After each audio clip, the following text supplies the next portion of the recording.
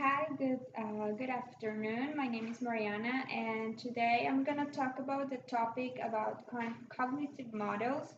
I choose this topic because it's the most that I apply into my classroom activity, and I think it's very interesting for me to talk about it so you can understand why it's important for me. So we're gonna start.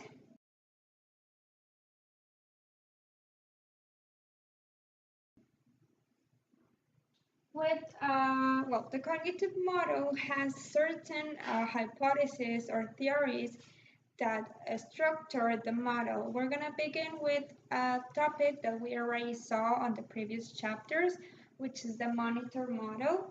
And on this model,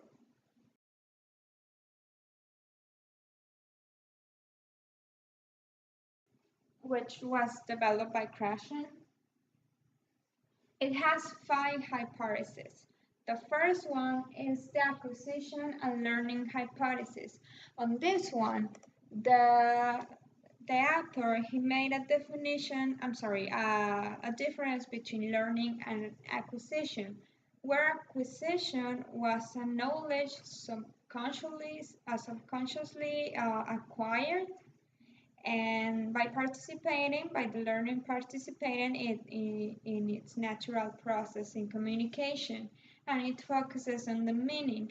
And on the learning definition, it was a conscious process where the learner get the formal study of the properties of language. So he made a distinction between these two concepts, and the theory says that learning occurs as a result of the conscious study.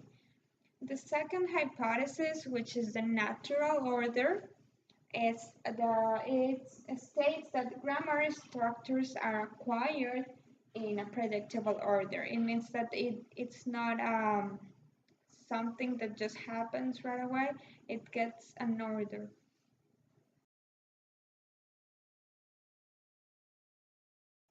The third hypothesis is the monitor hypothesis, which means that the learner edits their language performance by means of an internal monitor. It means that the knowledge itself, they monitor and they use it. The fourth hypothesis is the one that talks about the input, about the importance of input, and it states that acquisition or the learning, the acquisition will happen when the input is comprehensible for the learner. It means that information that the learner does not understand is not gonna actually make a learning happen. The student has to understand information in order to learn.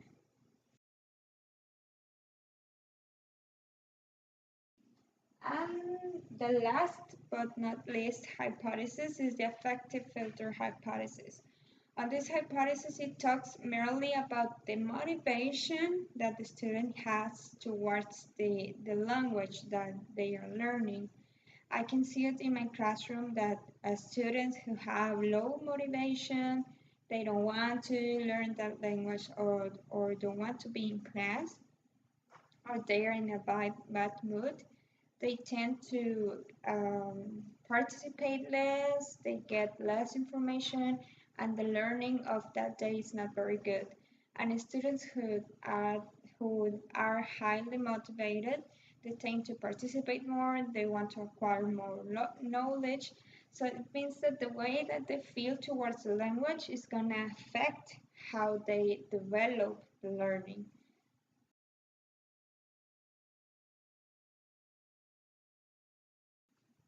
So we're gonna move on to another cognitive model, which is McLaughlin's. I don't know exactly how to pronounce the name.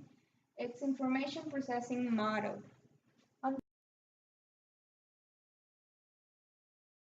this model, it talks about how learners are able to process part of the input they receive. That means that you can give a lot of input to the student, but we don't know actually if the intake it's the same. There's a difference between input and intake. Input is the information that you give, and the intake is what the learner actually gets or what the learner actually understands. So that's one of the ideas that this model states. The next one is that to compensate this kind of um, thing that they don't get all the input, learners compensate this thing acquiring certain skills through routinization. That means that they have to make a routine of what they're learning. They have to practice again and again and again in order to acquire a certain knowledge. In this case, acquire certain parts of the language.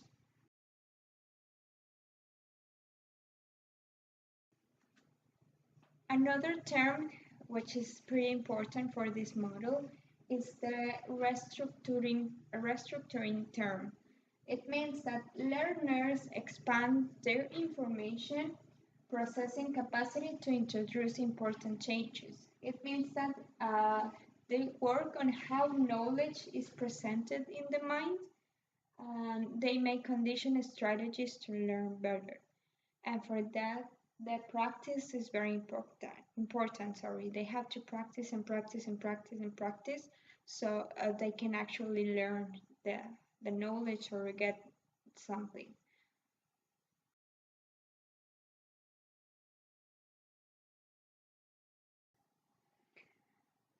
Okay, so we're gonna move on to the next model, which is the multidimensional model and processing operations.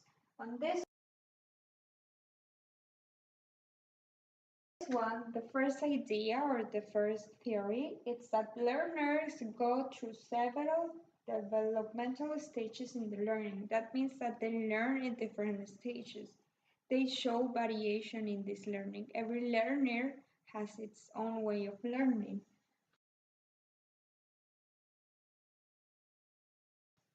It means that the formal instruction that the learner will be getting is it's going to be effective when the learner is actually prepared for it.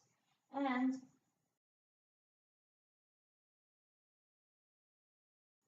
the socio-psychological factors, they are very important in this kind of model. We were talking before about the stages of learning.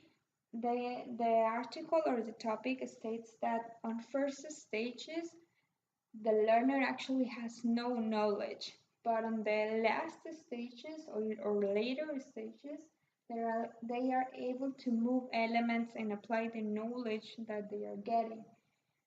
This theory was pretty much criticized because of the little attention that they put into the input. All the information or all the theory was focused on the production of the learning, but not on the actual input that the learner get.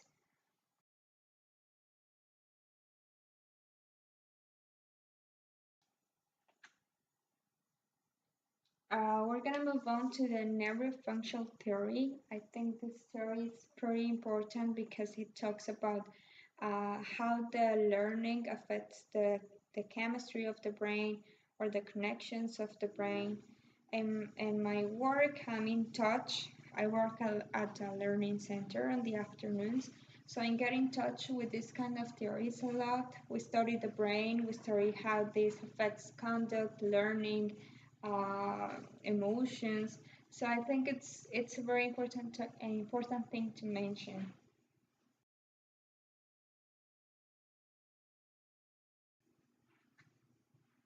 The first thing that this theory or this model states is that there is a connection between language function and the anatomy of the brain. It means that the studies were made in order to understand and to see how this language acquisition or learning affected all the brain. I think there are studies that show how the brain changes, the plasticity changes when the kid or the person starts acquiring a language.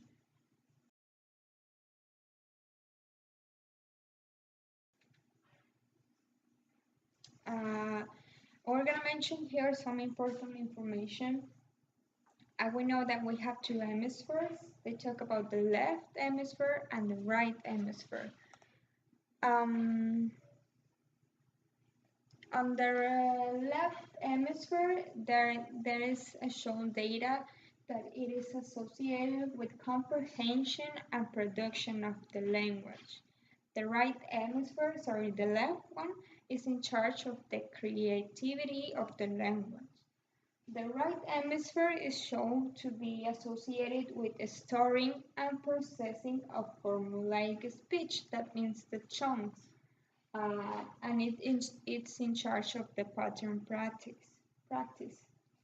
I think another thing about the left brain is that, well, I already said that it's associated with comprehension and production. And on this kind of theory, on the neurofunctional theory, they mention some certain aspects of the second language learning or acquisition. It talks about the differences of ages that we already talked about before, that it's not the same a kid learning a second language or an adult. It talks about the fossilizations that we saw that term on previous chapters, and pattern practice, how the learner will practice the second language acquisition. Moving on.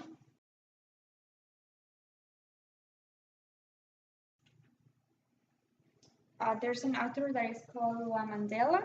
I don't know if that's how you pronounce it. And he states that the second language acquisitions works on which neurofunctional system is used. If the communicative, which is the language and other forms of communication, it talks about the communication itself, and the cognitive system, which is cognition with processing activities. So he talks about how this, the second language acquisition affects the system and how they connect.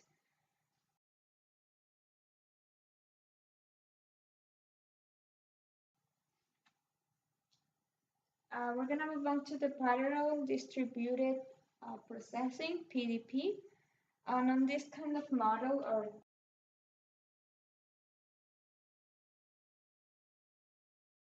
theory, it's focused mainly on the psychological nature, how the psychological factors affect the second language acquisition. It talks about that one unit activates another unit on the brain in parallel, simultaneously, rather than serially. So that means that if we imagine that we have the brain, there's a connection here, and it makes another connection here, another here.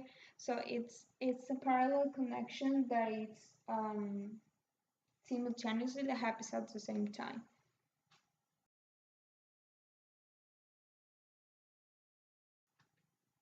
Continue on with this model.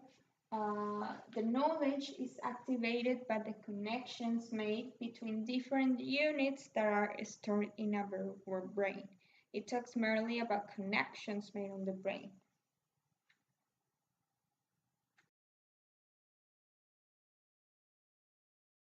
Okay, so having said all the previous information, we can get to a little bit of a conclusion.